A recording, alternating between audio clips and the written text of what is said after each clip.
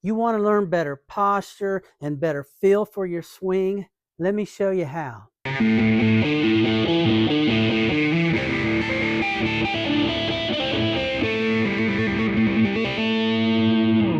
In this video, I'm going to go over some of the ways that I like to use ParFection while I'm on the practice range.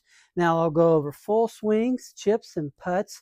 If at any time during this video you feel like you need a better understanding of how ParFection works, then please see my explainer video. There's a link in the description. Man, when it comes to chipping and putting, you can look right at this aid while hitting balls. It's perfect for that. But when it comes to the full swing, you're going to need more distance between the aid and your club face, so this doesn't happen.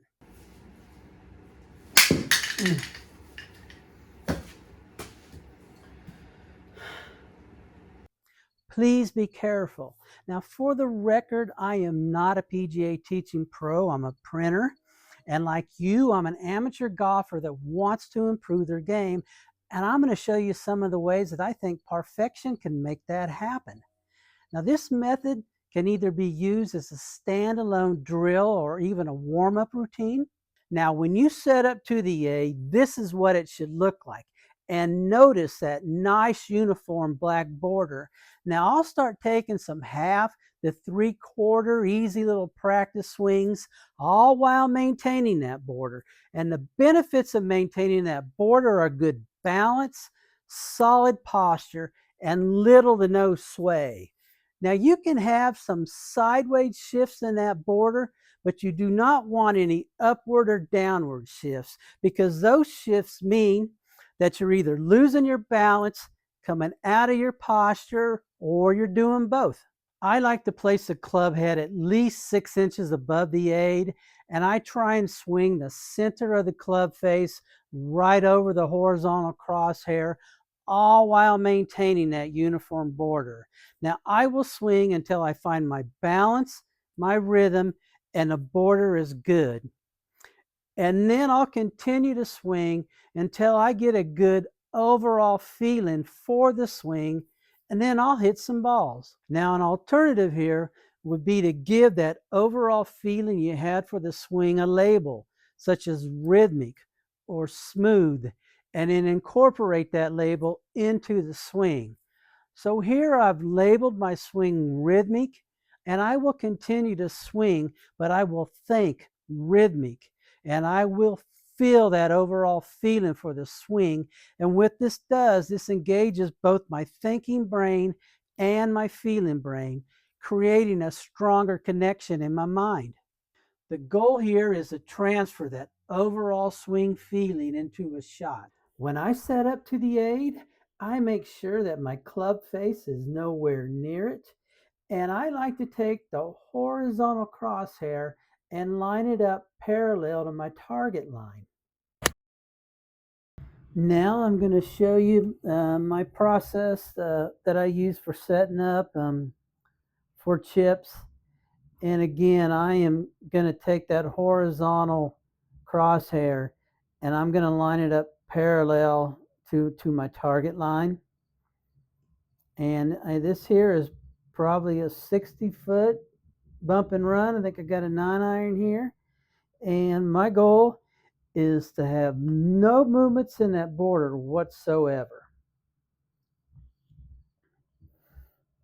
And then again, go ahead and I'll do another one here.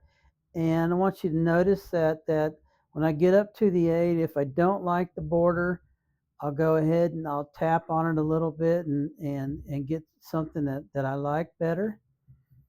And then once again, no border movement. Okay. So those are 2 chips, both of them, 5 feet from the hole or something. And as an amateur, on a 60-foot chip, I'll take, 5-footers all day long. But really, the best one is where you don't have to putt at all.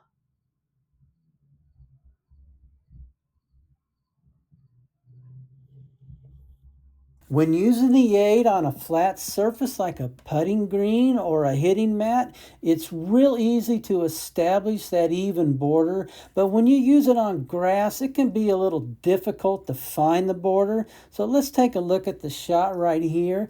I'm on a first cut, so an uneven surface.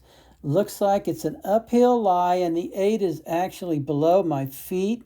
So this is a better representation of what the aid looked like when I was making these swings. But my goal is to have no shift in the border, no up or down or sideways shift in the border.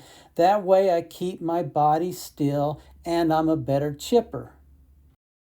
Here we're setting up on a nice smooth surface, so it's going to be easy to establish that even border.